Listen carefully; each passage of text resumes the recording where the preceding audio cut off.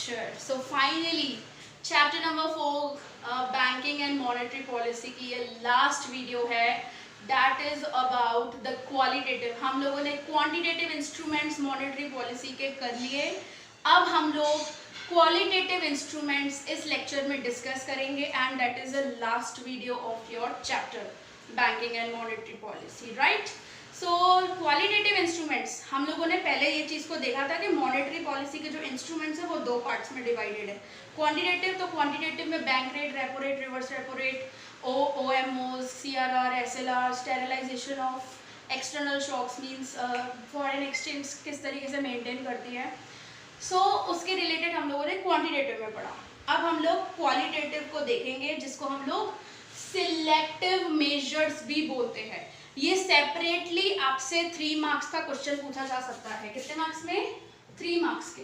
और बाकी जो क्वांटिटेटिव है ना, वो क्वांटिटेटिव भी आपसे पूछ सकते हैं, लेकिन उसमें से मोस्टली वो पूरा नहीं पूछा जाता क्योंकि वो बहुत बड़ा है आंसर. तो उसमें से रिवर्स रेपो रेट पूछ लिया 3 मार्क्स के अंदर, या CRR SLR पूछ लिया, या बैंक रेट पूछ लिया 2 मार्क्स के अंदर, OMOs पूछ लिया. अलग से सेपरेटली पूछते हैं. ठीक है, अगर पूछना हो तो वो 5 मार्क्स में पूरा बड़ा आंसर पूछ सकते हैं. बाकी क्वालिटेटिव इंस्ट्रूमेंट्स और सिलेक्टिव मेजर्स, जिसको मतलब ट्विस्ट करके पूछा जा सकता है कि इसको, और ऐसे बोलते हैं कि write down the selective measures of the credit control. Credit control, monetary policy को हम लोग क्रेडिट कंट्रोल भी बोलते हैं. सो ट्विस्टिंग करके पूछा जा सकता है. अभी यहाँ पे है total 4. Security requirement, margin requirement, ceiling on credit and differential interest rate.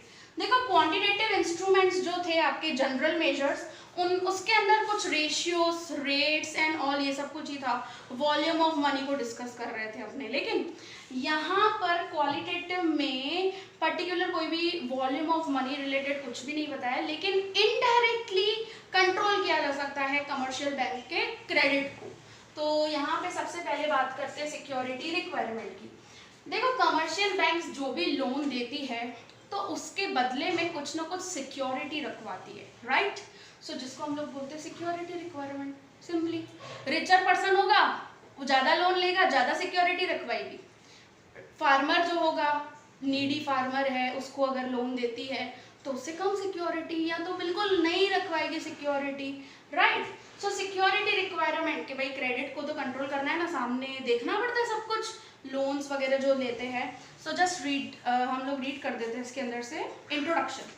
देखो, besides the general measures, RBI uses certain selective measures to direct credit for development of certain sectors or sections of the economy. These measures have a unique impact on some sectors. So काफ़ी sectors पे इस चीज़ का impact आता है and are not mean to impact all the sectors similarly.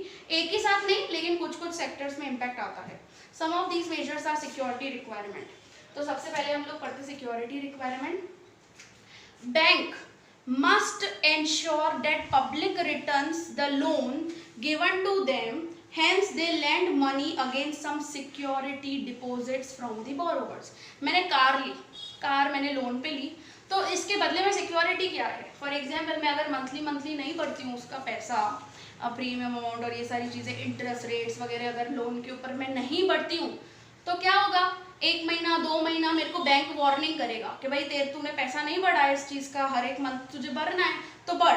तीसरे चौथे महीने में अगर मैं उसका नहीं मान रही हूँ, मुझे नोटिस भी दिया, सब कुछ क्या करेगा? मेरी कार उठाकर लेकर जाएगा. मीन्स एज अ सिक्योरिटी गई ना. काफ़ी सिक्योरिटी एज अ शेयर्स भी रखवाती है बैंक्स, या फिर प्रॉपर्टी के पेपर्स, गोल्ड वगैरह, ये सब कुछ सिक्योरिटी रखवाती है बैंक का. So in case the borrower is not able to repay the loan, क्योंकि बैंक को तो रिस्क ना, क्योंकि लोन जो वो दे रही है, इतना बल्क अमाउंट जो दे रही है, तो अगर सामने वाला उसको रीपे नहीं करेगा, तो बोरोवर उसको रीपे नहीं करे तो क्या, तो कुछ तो सिक्योरिटी रखवानी पड़ेगी. भाई तू कुछ ना कुछ रख के जा. सिक्योरिटी यहाँ पे मैं ऐसे बोल सकती हूँ सिंपल लैंग्वेज में, मॉर्गेज, गिरवी रखवाना, कुछ ऐसा बोल सकते हैं. The bank uses the security to recover its dues. अगर सामने बोरोवर ने अमाउंट नहीं पे की तो वो सिक्योरिटी बैंक यूज कर सकती है. Simply for example, a bank can take jewellery. क्या ले सकती है एज अ सिक्योरिटी? ज्वेलरी ले सकती है. फिर डिपॉजिट्स में क्या ले सकती है? डिपॉजिट्स आपके FD वगैरह रखवाया हो या कुछ भी, कार, हाउस, लैंड एक्सेट्रा, तो ये सब सिक्योरिटीज रखवा सकते हैं। देखो फिर क्या लिखा है, security specification are different from different segment. ऐसा नहीं होता है, हर एक लोन पे अलग अलग तरीके की सिक्योरिटी होती है। हाउसिंग पे सेम हो, व्हीकल पे सेम हो, ऐसे सेम सेम नहीं होता है। जैसा जैसा सेगमेंट, अभी जैसे इंडस्ट्रियल हाउसेस है तो उनसे शेयर्स वगैरह रखवाएगी, समझे, या असेट वगैरह कुछ रखवाएगी of the population, so that all section of population can have the opportunity to obtain bank credit। Security के अलग अलग होती है, स्पेसिफाई किया हुआ है, और ये स्पेसिफिकेशन भी अपने आरबीआई ने ही दिया हुआ है इस चीज़ का। सो ताकि हर एक क्लास, हर एक पीपल को बैंक क्रेडिट, बैंक लोन की अपॉर्चुनिटी मिल सके। And all sectors including agriculture sector develop well, hence RBI directs commercial bank। इसमें भी RBI आती है, डायरेक्ट करती है, गाइड करती है कमर्शियल बैंक्स को regarding the amount of security which they may ask for in case of different type of loans or from different sections of the people। So जैसा type of section होगा उस तरीके की उससे security ली जाएगी। A poor farmer may be granted a loan without much security। मतलब क्या बोल रहे हैं यहाँ पर, जो पुअर फार्मर होगा उससे लेस सिक्योरिटी लिया जाएगा, एकदम लो सिक्योरिटी कम। फिर क्या बोला है, a rich business person may be required to keep more as a security with the bank or a loan. सो अगर रिच बिजनेसमैन होगा तो उससे काफी मोर सिक्योरिटी रखवाई जाएगी, ठीक है, फॉर दी लोन। ये था हमारा सिक्योरिटी रिक्वायरमेंट। मार्जिन रिक्वायरमेंट, अभी यहाँ पे क्या होता है, फॉर एग्जांपल कि मार्जिन मतलब डिफरेंशिएशन होता है पर्टिकुलरली, कि फॉर एग्जांपल किसी ने, फॉर एग्जांपल ए बोरोवर है और उसने लोन लिया 10 करोड़ का, ठीक है, लोन लिया, तो उसको सामने क्या रखवाना पड़ेगा, कुछ ना कुछ सिक्योरिटी रखवानी पड़ेगी।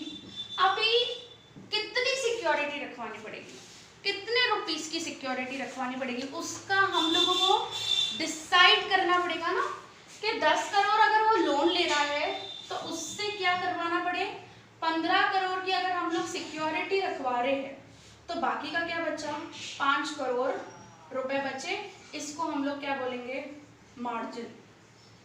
क्या बोलेंगे अपने इसको, मार्जिन। सेम अगर रखवाते हैं हम लोग तो जीरो मार्जिन भी होते हैं, मतलब अलग अलग टाइप ऑफ लोन पे अलग अलग तरीके का मार्जिन सेट किया जाता है कि सामने कितने अमाउंट का हम लोगों को पर्टिकुलरली सिक्योरिटी रखवाना है लोन के बदले में।